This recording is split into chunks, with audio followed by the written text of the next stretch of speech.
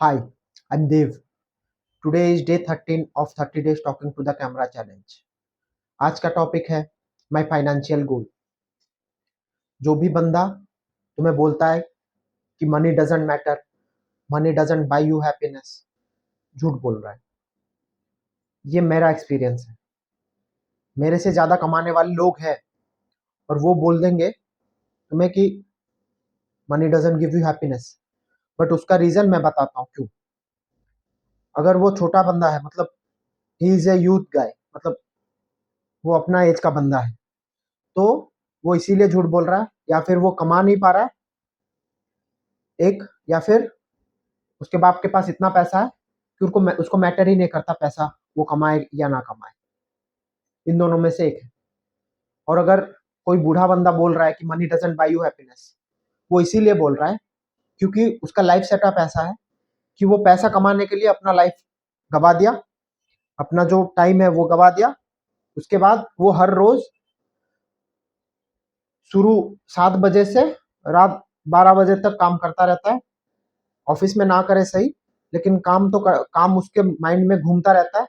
पैसा बहुत ज्यादा कमाता है, लेकिन उसका लाइफ में ऐसे लाइफ ही नहीं है, काम ही है जो है।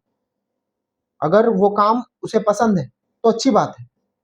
अगर वो काम उसे पसंद है तो हैप्पीनेस का बात ही नहीं आता, क्योंकि काम करते हुए उसको हैप्पीनेस आ जाता है। Money doesn't give you happiness जो बंदा बोलता है, उसका लाइफ ऐसा है कि उसको काम, वो वाला काम नहीं करना है, लेकिन वो करता रहता है, करना पड़ता है उसको। 10-12, अगर 16 घंटे तुम काम करोगे और 3 लाख महीने का कमाओगे तो क्या फायदा रहेगा वो 3 लाख महीने का। हाँ, सैटरडे को जाके 2-3 घंटे एंजॉय कर लो, फिर वो 2-3 घंटे भी उस लेवल का एंजॉयमेंट नहीं रहता जितना वो उसको चाहिए। समझ रहे हो? तो अपना लाइफ दे दे के अगर पैसा कमा रहे हो तो money doesn't buy you happiness, buy you happiness, मतलब उस बंदे को money doesn't buy them happiness. लेकिन मेरा गोल वैसा नहीं है। मेरा गोल इसीलिए पैसा कमाना है ताकि मैं अपना टाइम फ्री कर सकूं।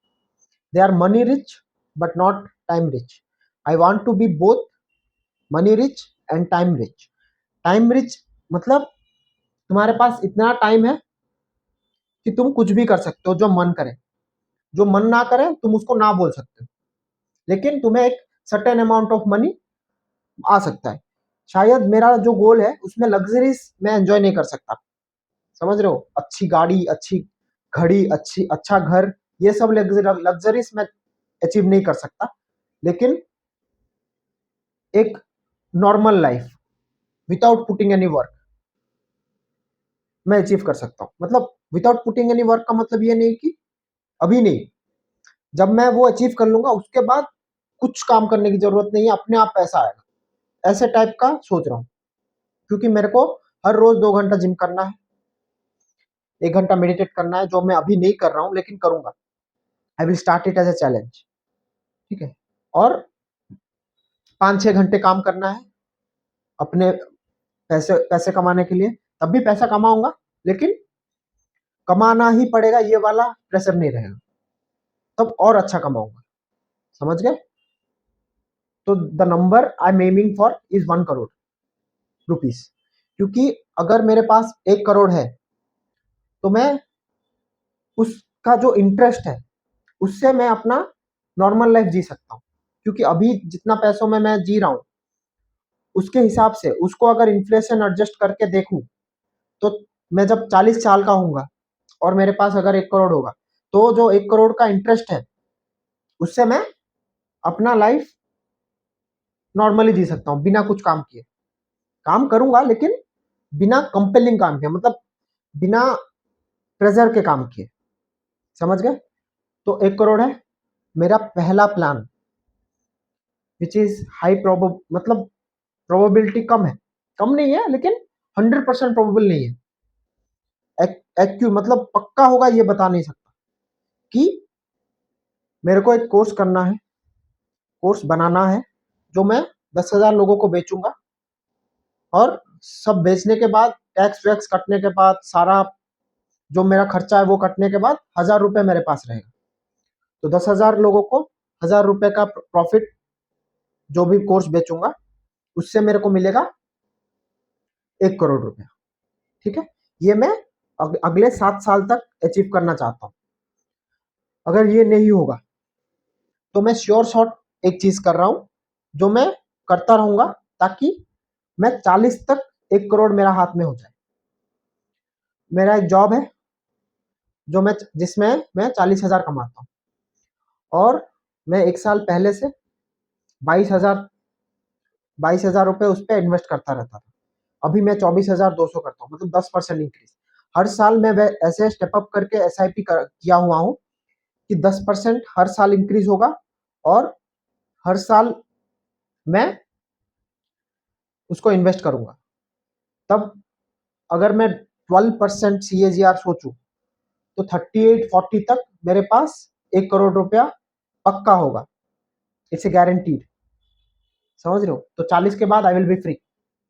लेकिन उससे पहले मेरे को ऐसे फाइनेंशियल ब्लंडर्स नहीं करने हैं ताकि उससे पैसा निकले। जो भी अलग से हो वो अलग से होगा, लेकिन वो वाला पैसा मेरा म्यूचुअल फंड में ही रहना पड़ेगा। वैसे मैं देख रहा हूँ। ठीक है, काम तो कर रहा हूँ।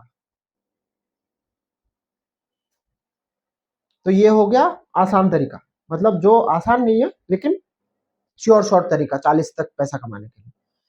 वो जो पहला तरीका बताया अपना यूट्यूब के बारे में, यूट्यूब से अगर मेरे को 10,000 लोगों को कुछ सेल करना है तो मेरे को I should reach 1 crore unique viewers. इस चैनल से मैं वो रीच नहीं करूंगा, क्योंकि वो एम ही नहीं है इस चैनल से। ये वाला चैनल सिर्फ मेरा इंप्रूवमेंट के लिए है, मेरा खुद का इंप्रूवमेंट के लिए। व्यूज तो छोड़ दो, अभी भी नहीं आ रहा है, आगे भी नहीं आएंगे, I know it for a fact. लेकिन मेरा एक और चैनल है देव स्ट्राइप करके, उसमें I will put up videos, well thought out videos, and I will try to reach as many people as possible. I will maximise it. समझ रहे हो? पहले पहले नहीं आएगा, लेकिन I will stick long enough in this game to bear my foods. समझ रहे हो? तो अगर मैं 1 करोड़ लोगों को, यूनिक व्यूअर्स को I will reach, then out of it 0.1% people will have an improvement because of me। मतलब 10,000 people उनसे ये करेंगे, उनके लाइफ में इंप्रूवमेंट्स आएगा मेरे वजह से। तब मैं अगर कोर्स लाऊंगा तब वो लेंगे। It is a very difficult task for me, क्योंकि अब मैं जो जिस लेवल पे हूँ, मैं सही से बात भी नहीं कर पा रहा हूँ कैमरा पे।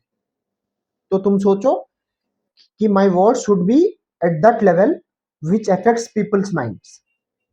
10,000 लोगों का लाइफ में इंप्रूवमेंट लाना है, उसके लिए मेरे को 1 करोड़ लोगों तक पहुंचना है। और ऐसे वैसे नहीं पहुंचना है, it should be like to the point. मतलब उनको हिट करना चाहिए अंदर से कि ये बंदा जो बोल रहा है इसमें वैल्यू तो है। ऐसे हिट करना पड़ेगा। उसके लिए मेरे को बहुत सारा स्किल्स अपना डेवलप करना पड़ेगा। कैमरा प्रेजेंस जो मैं अभी डेवलप कर रहा हूँ वो तो करूंगा ही। उसके बाद thumbnail design, SEO, editing. Editing मेरे को शायद लगता है एडिटिंग कोई और कर लेगा। मैं एक बंदे को जानता हूँ जो अच्छा एडिटिंग करता है, तो वो एडिटिंग छोड़ दो। टाइटल्स, रिसर्च, ये सब करना पड़ेगा, बहुत काम करना पड़ेगा ताकि मेरे को 1 करोड़ कमा सकूं। क्योंकि इतना काम अगर नहीं करोगे तो पैसा तो नहीं मिलेगा। जो गेट रिच क्विक स्कीम्स है, क्विक तो ठीक है, 10 7 8 साल में बहुत रिच हो सकते हैं, लेकिन लोग तुम्हें इजी वाला स्कीम्स बताते हैं कि तुमको कुछ नहीं करना पड़ेगा। एनीबडी कैन डू इट, ये तुम सुने होंगे, एनीबडी कैन डू इट। इससे कुछ प्री रिक्विजिट्स नहीं लगता।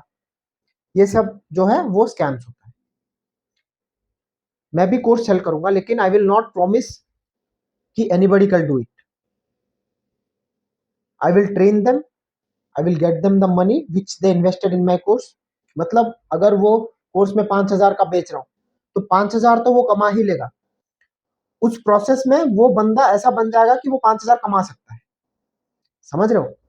कि उसका जो रिटर्न ऑन इन्वेस्टमेंट है वो पैसों में 5,000 वापस उसको आ गया, और वो ऐसा बंदा बन गया जो वो रिपीटेडली कर सके। वहां तक ले जाके मैं छोड़ूंगा, ताकि मेरे को गिल्ट ना हो कि मैं किसी और को स्कैम करके लाया हूं पैसा।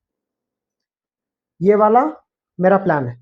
ये प्लान मेरा कहां तक सक्सेसफुल होगा, कहां तक फेल होगा, पता नहीं, लेकिन आई विल बी हियर।